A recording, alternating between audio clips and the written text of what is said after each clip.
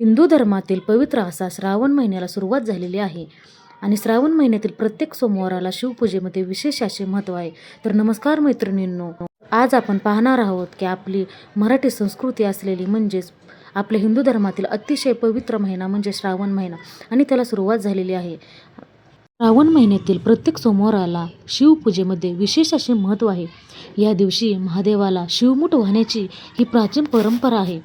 आजच्या व्हिडिओमध्ये आपण पाहणार आहोत की पहिल्या श्रावण सोमवारी कोणती शिवमूठ व्हावी, तिचे महत्त्व काय आणि ती कशी व्हावी. व्हिडिओ शेवटपर्यंत नक्की पहा. तर मैत्रिणींनो, श्रावण महिन्यातील पहिल्या सोमवारी तांदळाची शिवमूठ वाहण्याची पद्धत आहे. शिवमूठ कोणती तर मैत्रिणींनो, पहिल्या सोमवारी महादेवाला अख्खे तांदूळ वाहिले जातात. तुकडा असलेले तांदूळ अजिबात वाहिले जात नाहीत. अखंड तांदूळ असलेले हे वाहिले जातात. तांदूळ हा चंद्राशी आणि शांततेशी संबंधित मानला जातो.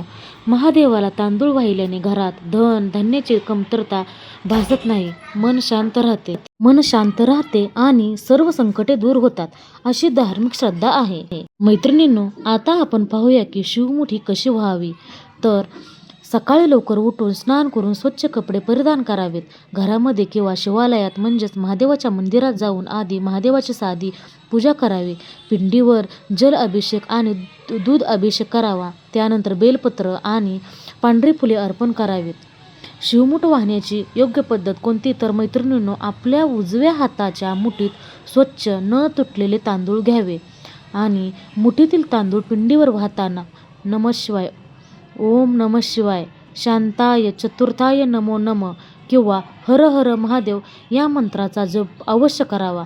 काही भागात शिवा शिवा महादेवा माझी शिवमूठ ईश्वरा, शिवा शिवा महादेवा माझी शिवमूठ ईश्वरा देवा, सासू सासऱ्या आई बापा चुलत मावळ्या भाऊ बहिणी संपूर्ण कुटुंबाला सुखी ठेव रे देवा, अशी प्रार्थना करण्याची पद्धत आहे. किंवा ओम नमः शिवाय असे देखील तुम्ही म्हणू शकता. लग्न झालेल्या स्त्रिया लग्नानंतरची पहिली 5 वर्षे हे व्रत करतात.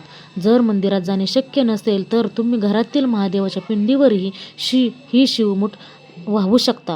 मुठीतील तांदूळ पिंडीवर पाडताना ओम नमः शिवाय ह्याचा मंत्र जरूर म्हणा किंवा नमः शिवाय शांताय चतुर्थाय नमो नमः असाही तुम्ही मंत्र म्हणू शकता किंवा हर हर महादेव या मंत्राचा जप करावा. तर मैत्रिणींनो, अशी ही पहिल्या सोमवारची सोपी आणि फलदायी तांदळाची शिवमूठ. तुम्हीही या सोमवारी महादेवाला मनोभावे तांदूळ अर्पण करा आणि त्यांचा आशीर्वाद मिळवा.